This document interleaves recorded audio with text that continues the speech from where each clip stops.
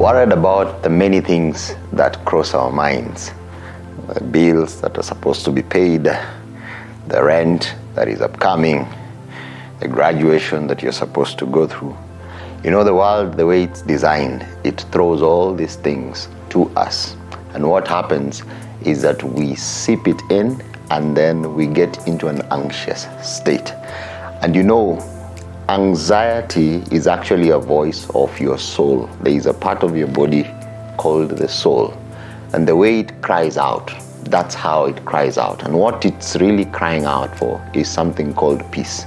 The same way when you feel a headache and the immediate response is usually take a painkiller, is the same way when the soul starts to cry out. Those are the signs that it needs a remedy. And one of the remedy that comes out that is needed is peace.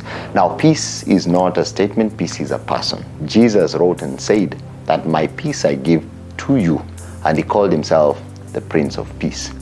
In John 14:27, he says he gives to you a peace that is not like the one that you find in the world. So when your soul cries out because of anxiety and many thoughts that are making your mental situation to be in a maze, it means that you need peace. And the peace is a person. And the way you get into that person is simply calling out to the person to walk you through the situation. One of the practical things that you can do when you are in such a situation is take, for example, a sticky note or some place where you can write something down. And then you write what promises that God has given to you about peace. He said he gives to you peace. He said, do not be anxious or worried. Something like Philippians chapter 4 verse 6 or John chapter 14 verse 27.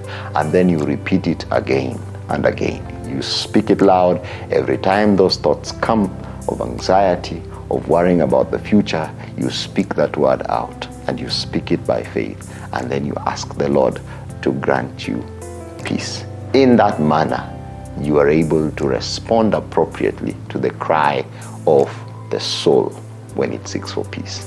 God bless you.